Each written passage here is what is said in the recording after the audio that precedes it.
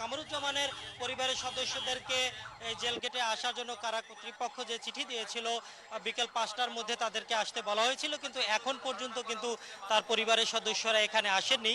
আমরা তার পরিবারের সদস্যদের সাথে যোগাযোগ করার চেষ্টা করেছি, কিন্তু আমরা আসলে ফোনে কাউকে পাইনি।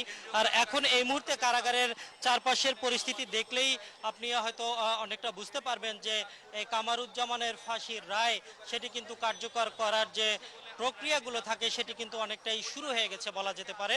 অর্থাৎ বেলা 3টার কিছু পরে আমরা জেনেছি যে অ্যাম্বুলেন্সে করে একটি কফিন কিন্তু এই কারাগারের ভেতরে প্রবেশ করানো হয়েছে। পাশাপাশি জল্লাদ গ্রুপ যারা এই ফাঁসির রায়টি কার্যকর করবেন সেরকমভাবে জল্লাদদের একটি গ্রুপ প্রস্তুত রাখা হয়েছে। পাশাপাশি এই কেন্দ্রীয় কারাগারের আশপাশে কিন্তু নিরাপত্তা ব্যবস্থা ব্যাপক জোরদার করা হয়েছে। আইন শৃঙ্খলা বাহিনীর ব্যাপক সদস্যদের উপস্থিতি আপনি হয়তো দেখতে পাচ্ছেন। গোয়েন্দা সংস্থার সদস্যরাও এখানে আছেন।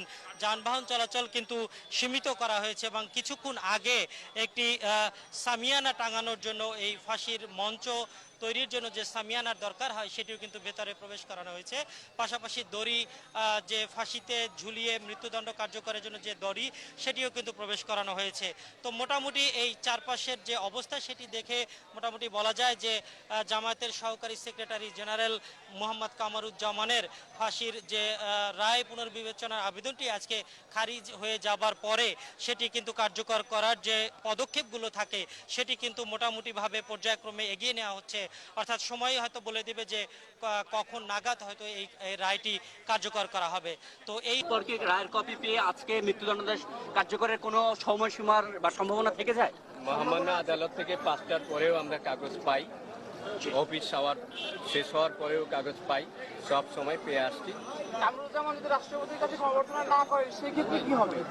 আগে ওনাকে জানানো হবে উনি করবেন কি করবেন না, তারপরে আপনার প্রশ্নের উত্তর।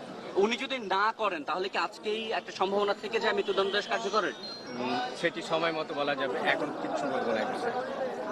এবং আজকে রাতে যদি উনি না করেন বা আজকে রাতে যদি আপনারা কাগজ পেয়ে যান তারপরে কি আপনারা আজকেই ঘটতে পারে, মানে এই সময়টা আছে কিনা আজকে? উত্তরটা আগেই দিয়েছে, কাগজ না পাওয়া পর্যন্ত, ওনাকে জিজ্ঞাসা না করা পর্যন্ত এই বিষয়ে আমি কোনো মন্তব্য করতে পারছি না।